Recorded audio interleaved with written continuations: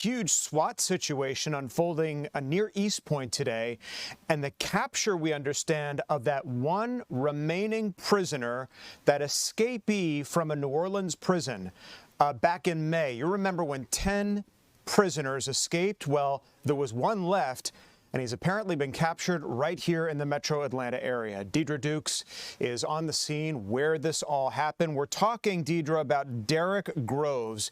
He is the last of those 10 men to be captured in dramatic fashion right there near East Point. That's right. Months on the run, all coming to an end here at Delow Drive and West Cedar Lane here in southwest Atlanta, just up the street here. A lot of police activity going on here just beyond the police tape down the street. You see there the house there, the gray brick mason house with the brown roof there and the white fence, that basement door open. That is where about an hour ago, Atlanta police, joined by the U.S. Marshals Service, did pull him out of that house. Now, this culminating after the fugitive having been on the run for several months. Now, this happened after an hours-long SWAT standoff here. Neighbors reporting to Fox 5 that this all started this morning when SWAT units rolled in along with APD officers, Atlanta SWAT rolling in with APD officers, cordoning off this stretch of West Cedar Lane off of Delow Drive in southwest Atlanta. Neighbors saying an officer got on the bullhorn out front of the residence, called for that wanted fugitive Derrick Groves to surrender to authorities. Now, 27-year-old Groves was one of 10 inmates who broke out of jail in New Orleans back in May. He was the last remaining fugitive who was still at large. He managed to elude authorities for months before being captured at this home in Atlanta this afternoon. Now, our photographer Eric Len captured exclusive images of Groves being brought out of the house in handcuffs by law enforcement about an hour ago. Atlanta police assisting the U.S. Marshals Service this afternoon in this operation. Groves was serving time after being convicted of killing 2 people during a Mardi Gras party back in 2024 in New Orleans. So again, just major developments here this afternoon after an operation which unfolded here throughout the morning into the afternoon. Again, that fugitive from justice from New Orleans back in custody, captured here in southwest Atlanta, Tom, this afternoon. Incredible. So many incredible facets to this story. What New Orleans officials originally characterized as a historic escape by these 10 men back in May. This last remaining prisoner captured in that East Point area, brought out as we saw. Our cameras were there and rolling as he was brought out of that house. It's incredible the speed by which authorities captured this guy, the fact that it went off without anyone being injured there. And we had calls right here into the Fox 5 Atlanta newsroom from people who lived in that neighborhood who said, hey, something might be going down here. That's right. Those calls began coming into our newsroom early this morning, mid-morning, I should say. And, Tom, I spoke to a neighbor a short time ago. She was here just beyond the police tape, waiting to be allowed to return to her home. She said she was here this morning when she heard the police activity, heard a boom. She said she heard all types of activity a few doors down from her home. She said she was surprised because she thought that the house was vacant. She said she had not seen any activity at that residence. She said this type of thing just doesn't happen in this community. She described it as a quiet community, saying she's lived here for several years. And so for something like this to happen in a home that she believed to be vacant, she, of course, has a lot of questions, just like the rest of us. She's wondering if the house was, in fact, vacant, or perhaps if someone actually did live at the home, perhaps left the area for some time to assist Groves possibly, and then returned here with him where he, apparently was hiding out at this residence, or at least was at the residence today. Again, that's just speculation on the neighbors' parts. We do not know. Tom, police are going to hold a news conference shortly nearby to provide more details on this ongoing operation and investigation. Well, we'll certainly be there for that. Deidre, thanks for that live report. Speaking of news conferences, want to get you right to New Orleans, where there's a news conference happening right now among officials there about this capture of this last prison inmate that escaped back in May. Let's listen in. Fair and the U.S. Marshals Service. The U.S. Marshals Service has just really gone above and beyond when we have multi-jurisdictional issues. There have been a number of cases in which they've weighed in quite heavily, working with the NOPD and all of our federal and state and local partners and Troop NOLA to try to find him when he was here. Obviously, they had a bit of a lead time and when that was reported to law enforcement partners and the press, and he was able to make good his escape for 5 months. But I think you may remember Brian Fair saying a number of times, Derrick Groves has to get lucky every single time, and law enforcement has to get lucky once. And that happened today, thank God.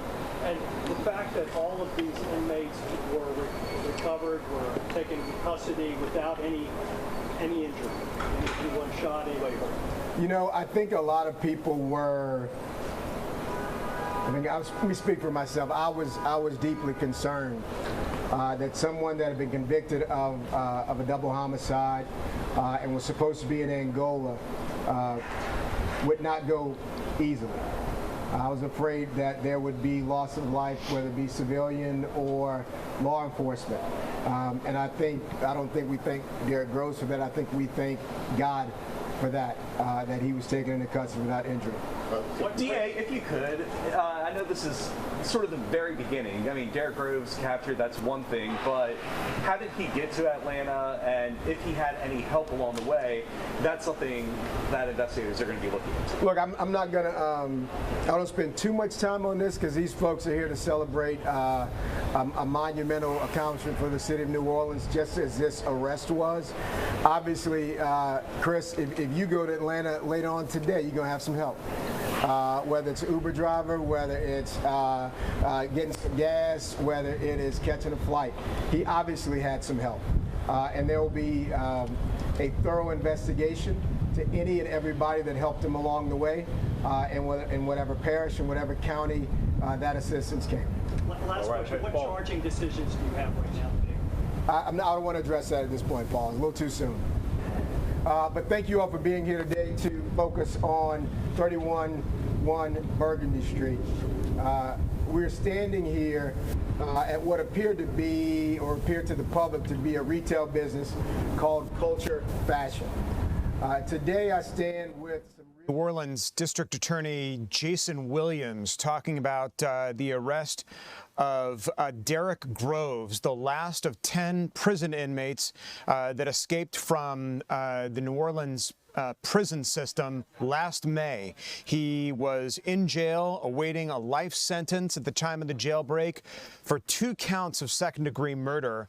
He was captured in the East Point area by SWAT officials and led out of that building. There is the moment that Derrick Groves was led out of that house, hands tied behind his back by the SWAT team who captured him.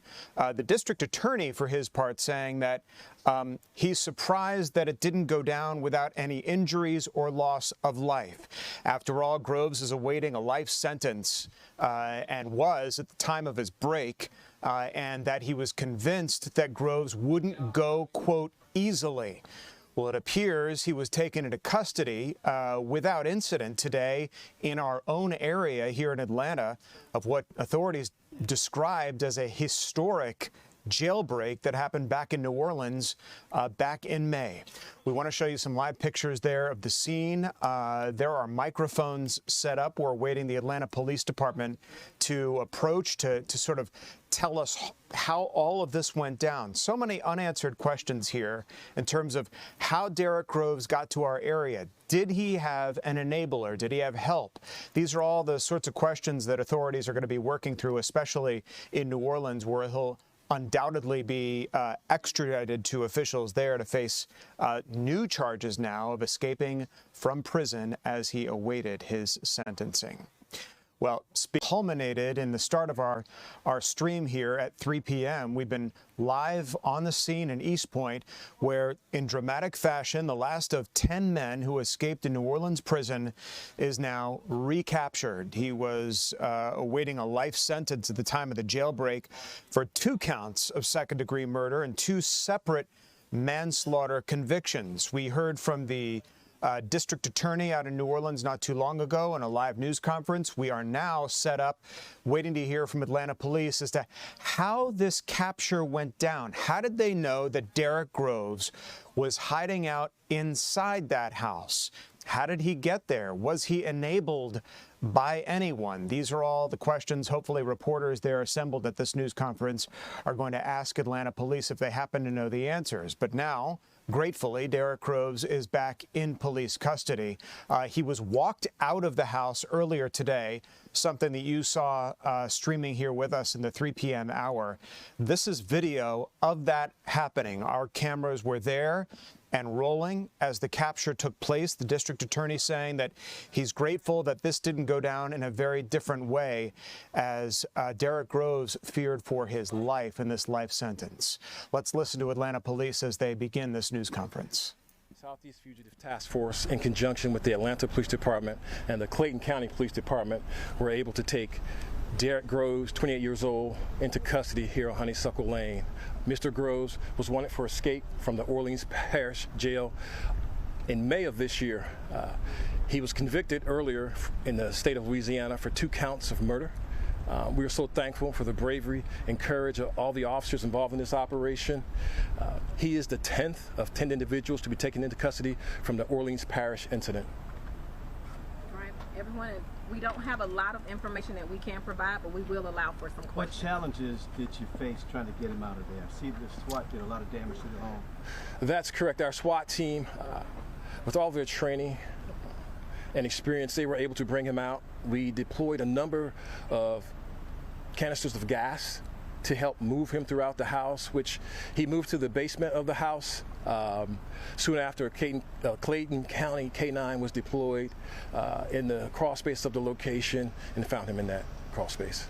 Can you talk to us about how you even knew he was here? Was this a tip that came in? How did you guys find him? No, I can't talk about that. Maybe the U.S. Marshals Service can talk about that. Is that something you can talk about? Is this the house of somebody who Hold on knows? for me 1 second. Please allow me to finish. Limka, is that something you can address, that question? Briefly, not many.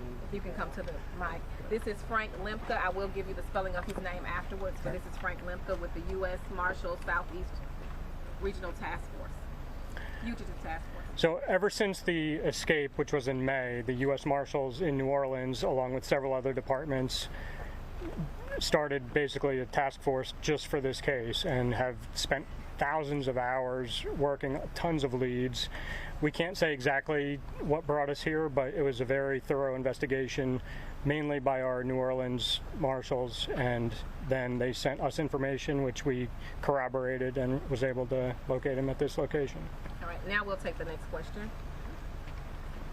Did he know the person that lived in this house? I'm not sure of that information. Were there weapons in the home?